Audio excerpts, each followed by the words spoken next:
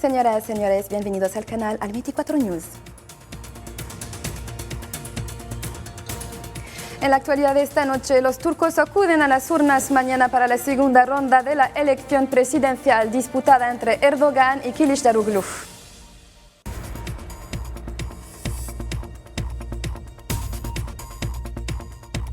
La Unión Africana llama a un alto al fuego inmediato y sin condiciones en Sudán.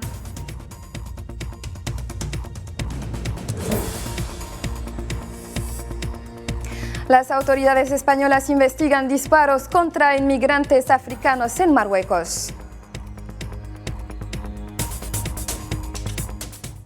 Hola de nuevo. La actualidad de esta noche está dominada por los comicios en Turquía. Llegado a lo más alto de la primera vuelta, el presidente saliente Erdogan, ahora respaldado por el candidato ultranacionalista Sinan Ogan, con aproximadamente el 5% de los votos obtenidos el 14 de mayo, parece bien situado para ganar mañana, desafiando pues las encuestas que le daban. El perdedor, el jefe de Estado turco, salió de la primera vuelta con el 49,5% de los votos y una cómoda ventaja sobre el candidato de la oposición unida Kemal Kılıçdaroğlu con el 44,9%, es decir, 2,5 millones de votos menos.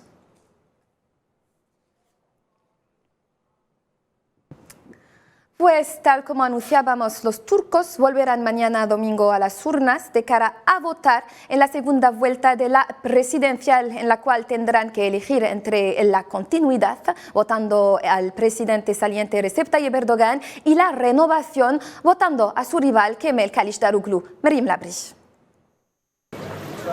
Continuidad o renovación, los turcos elegirán mañana. En su último mitin electoral, Tayyip Erdogan pidió a los votantes que acudieran a las urnas ante el mayor desafío en sus 20 años de gobierno. Yarın da sandıklara koşuyor muyuz? Correremos mañana a las urnas, vamos a votar desde primera hora de la mañana, no perderemos a nadie que haya votado en la primera vuelta. Estamos de acuerdo, vamos a animar a la gente que no pudo ir a votar en la primera vuelta. Erdogan centró su programa electoral en la política de grandes proyectos e infraestructuras, la industria de defensa y las promesas económicas, y se comprometió a convertir a su país en una de las 10 economías más poderosas del mundo en un plazo de 5 años.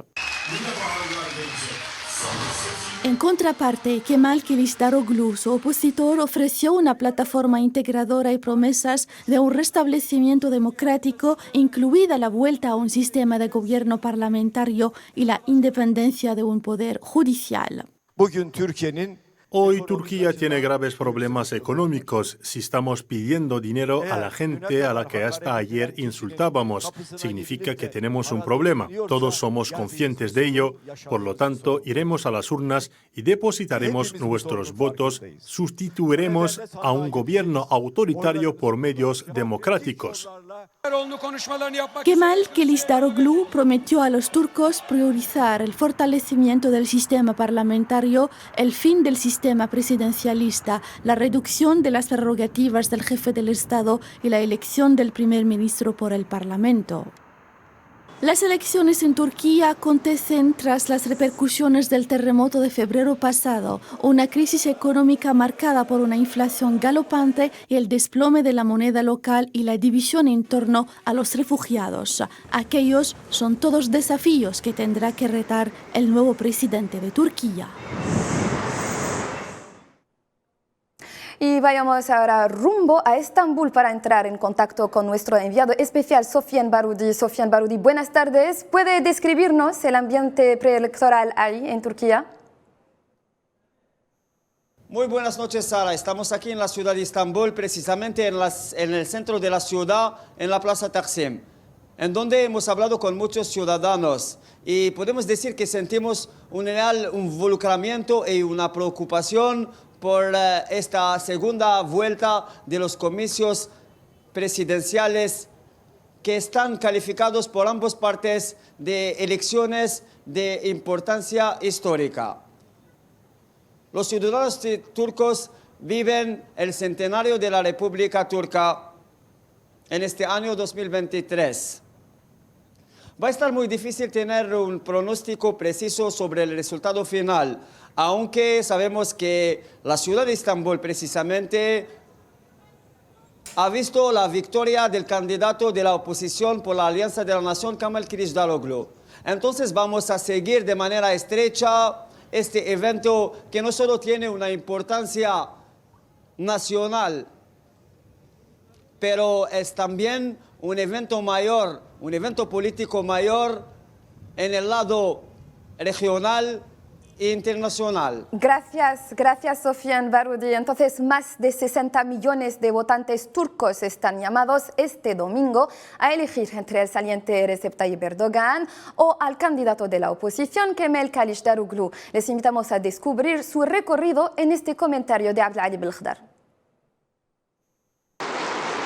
Han pasado 20 años bajo la era de Recep Tayyip Erdogan, el hombre que encarnó la modernización del Islam, indiscutiblemente el líder que gobierna Turquía con mano de hierro y con guante de terciopelo.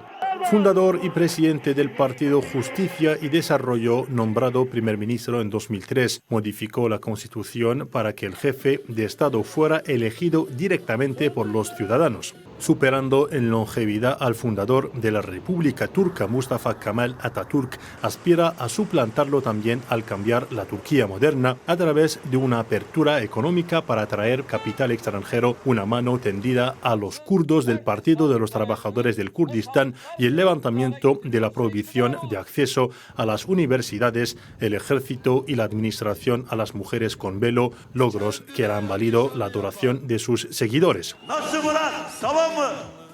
Frente a él, su principal oponente, Kemal Kılıçdaroğlu, de 74 años, ex líder de la Seguridad Social turca, economista de formación y desde 2010 líder del partido fundado por el padre de los turcos, Atatürk, el Partido Republicano del Pueblo, candidato de la Alianza Nacional que agrupa a 6 partidos de oposición. A través de un discurso unificador defendiendo el laicismo, Kılıçdaroğlu también se abrió a grupos que antes habían sido marginados, como los kurdos, a riesgo de desagradar a sus propias filas. Revelando pertenecer a la minoría religiosa alawí, si es elegido, Kılıçdaroğlu se convertiría en el primer alawí en ocupar el cargo presidencial.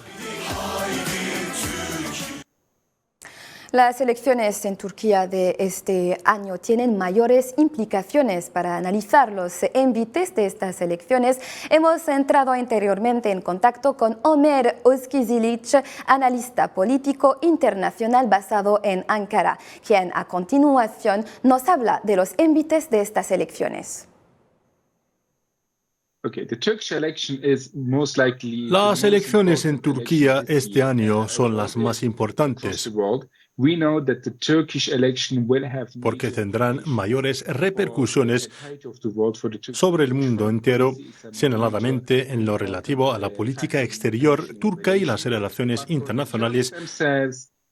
Sin embargo, para los turcos en particular, son importantes no por la política exterior, sino por la política nacional.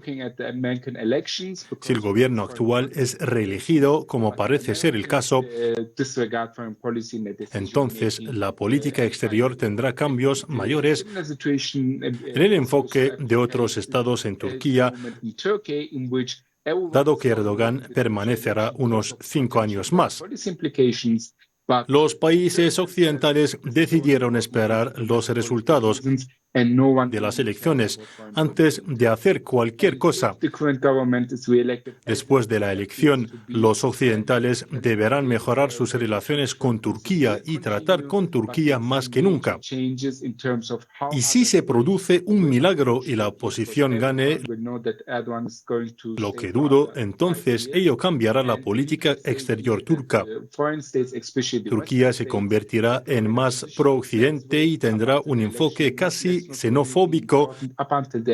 En cuanto a Oriente Medio, intentará mantener las mismas relaciones con Rusia, pero no lo conseguirá y solo tendrá un interés financiero en el este de Turquía, sin ningunos objetivos y ambiciones políticas.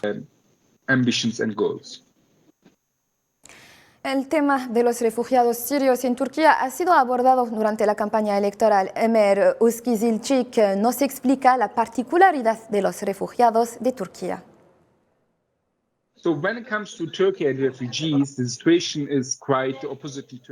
Tratándose de los refugiados en Turquía, la situación en Turquía es bastante diferente de lo que ocurre en el resto del mundo. Generalmente, los izquierdistas y los socialdemócratas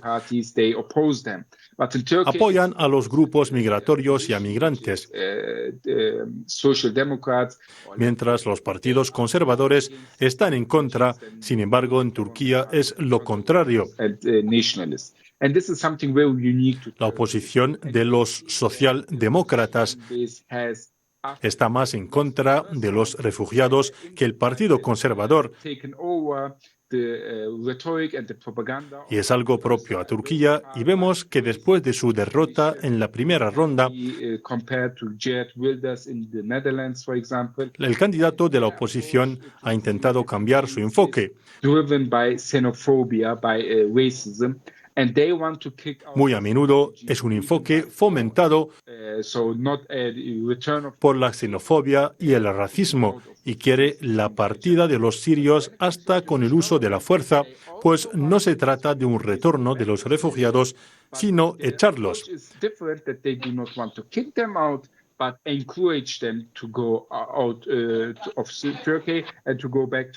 Sin embargo, el gobierno turco también quiere que los refugiados sirios regresen a su país, pero su enfoque es distinto.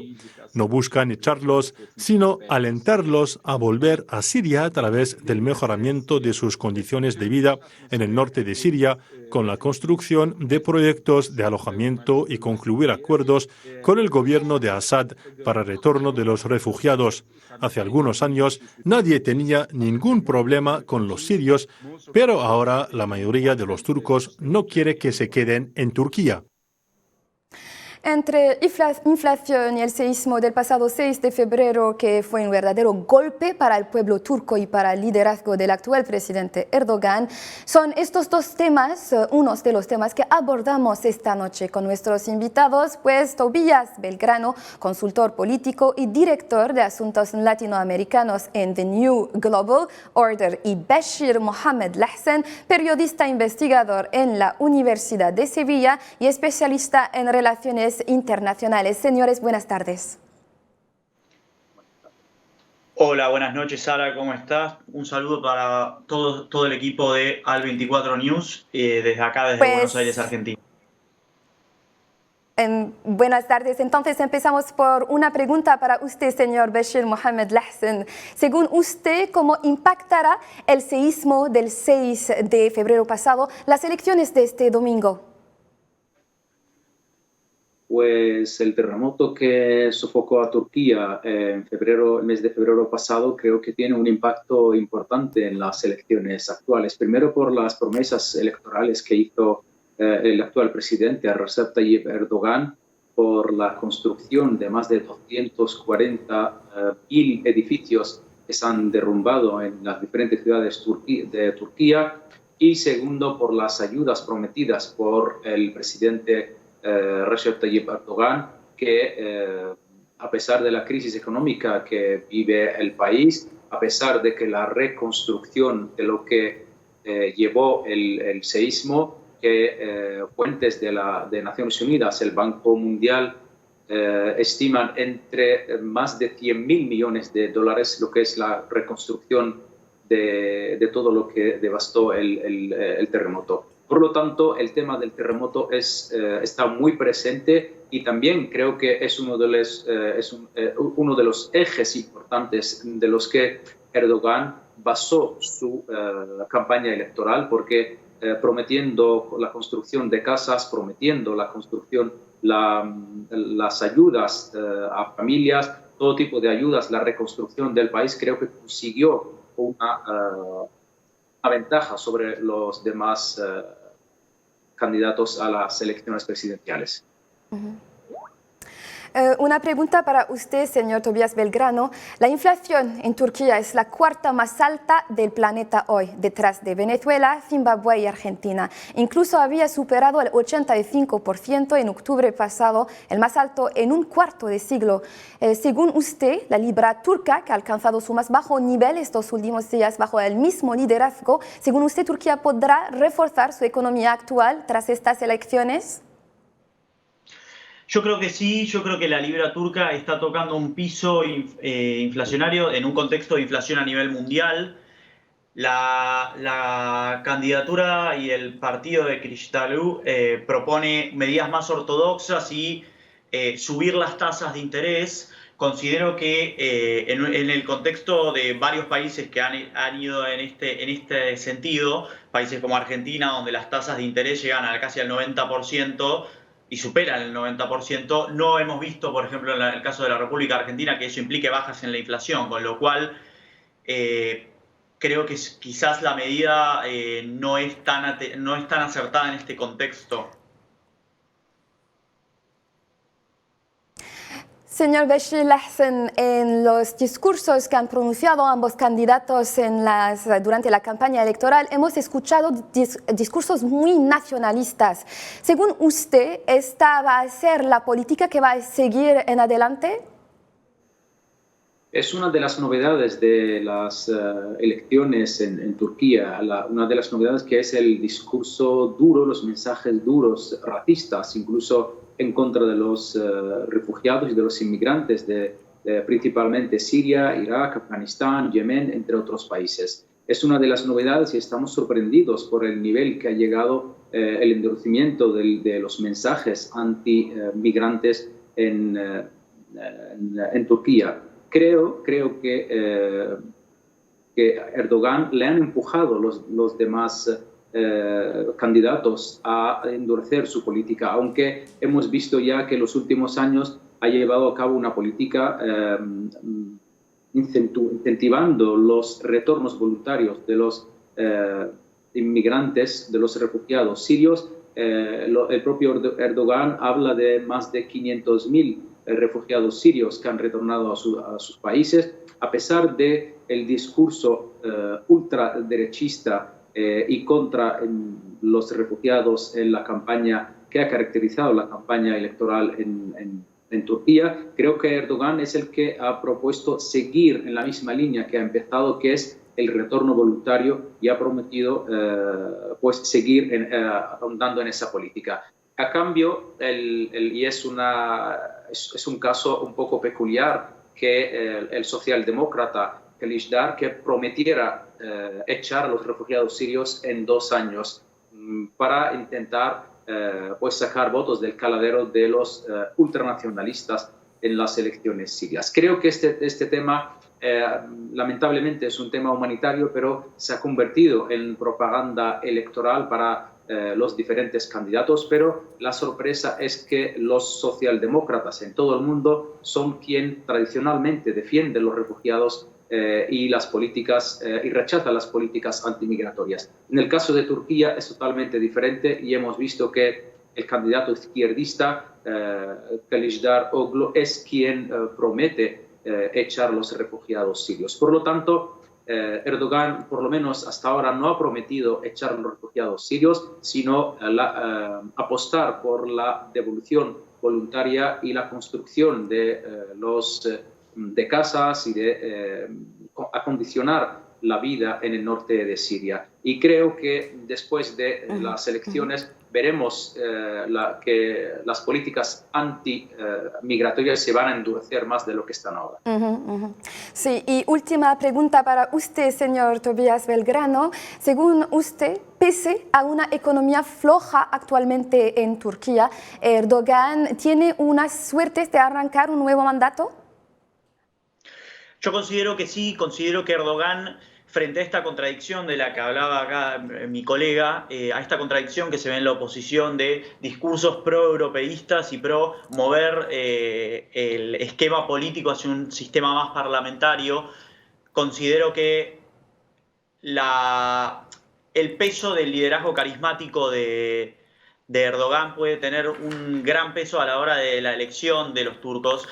Erdogan representa a la Turquía profunda y a la Turquía con fuertes raíces islamistas frente a Kılıçdaroğlu, que tiene una mayor representación de las élites pro-Europa y coaliciones de partidos conservadores, nacionalistas, islamistas y progresistas, que al mismo tiempo está en contra de la inmigración, con lo cual sería una especie de candidato pro-Europa pero anti-migrante, es casi una especie de Víctor Orbán turco, con lo cual considero que, y un Víctor Orbán más parlamentario, con lo cual creo que hay una debilidad de base en la coalición que representa Kılıçdaroğlu frente a el liderazgo caudillesco y fuerte de Erdogan, que representa una Turquía más tradicional, más profunda y que hoy en día, frente a la crisis económica internacional, creo que los electorados de los países en vías de desarrollo, que son los que más están sufriendo la crisis económica internacional,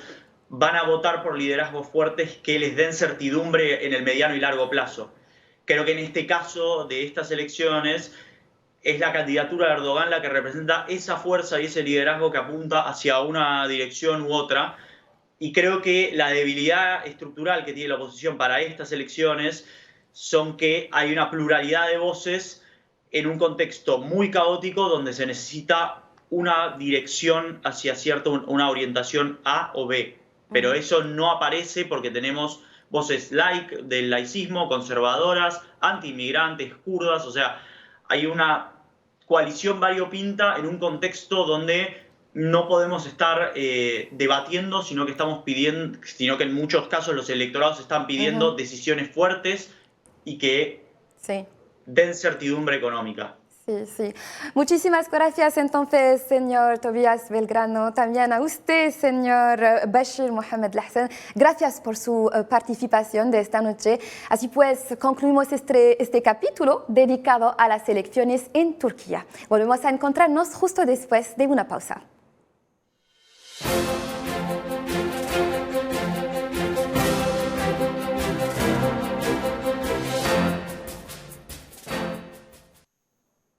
En el resto de la actualidad de hoy, el presidente de la República Argelina, Abdelmejid Tebboune, ha felicitado en un tuit a los estudiantes argelinos distinguidos en el concurso internacional de las tecnologías que se celebró en la ciudad china de Shenzhen. Estos brillantes estudiantes han representado orgullosamente a Argelia al arrancar la primera y la segunda posición de la competición. Lo hemos anunciado en nuestros titulares, pues en Sudán el Consejo de Paz y de Seguridad de la Unión Africana ha dedicado hoy una reunión a nivel de jefes de Estado y de Gobierno para examinar por primera vez la crisis sudanesa ante la escalada de la tensión y la persecución de los enfrentamientos entre el ejército y las fuerzas de apoyo rápido, a pesar de la tregua de una semana firmada entre las dos partes. El Consejo de Paz y de Seguridad de la Unión Africana ha llamado con este motivo al fin inmediato e incondicional de los combates en Sudán. Otro gran tema de hoy, las autoridades españolas han abierto una investigación sobre la muerte de 2 migrantes cuando intentaban alcanzar las Islas Canarias desde Marruecos. Según los supervivientes, militares marroquíes efectuaron hasta 4 ráfagas de disparos mientras la embarcación salía desde una playa al sur de Cabo Bojador el día 23 a las 7 de la mañana, aseguró en Twitter Elena Maleno Garzón, defensora de los derechos humanos en el colectivo Caminando Fronteras, que hizo estado en su página Twitter de 4 víctimas. El presidente serbio Aleksandar Vučić dimitió este sábado de su cargo de líder del gobernante Partido Progresista Serbio. La medida se adoptó un día después de que decenas de miles de personas de toda Serbia y de los vecinos Kosovo, Montenegro y Bosnia se concentraran en el centro de Belgrado tras las grandes protestas contra el gobierno por los 2 tiroteos masivos en los que murieron 18 personas a principios del mes. En lo referente a la guerra en Ucrania, las fuerzas rusas interceptaron 2 misiles de crucero de largo alcance suministrados a Ucrania por Gran Bretaña, según informó el Ministerio de Defensa ruso. El ministerio también dijo que había interceptado misiles de menor alcance de fabricación estadounidense y derribado 12 aviones no tripulados en las últimas 24 horas.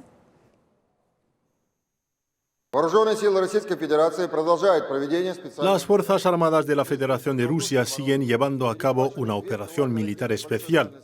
Los sistemas de defensa antiaérea interceptaron 2 misiles de crucero de largo alcance, 19 misiles lanzacohetes múltiples y 2 misiles antirradar. En materia climática, el presidente de Brasil, Luis Inácio Lula da Silva, anunció este fin de semana que la ONU escogió a la ciudad de Belém, en la Amazonia brasileña, como sede de la conferencia sobre el clima COP30 en 2025.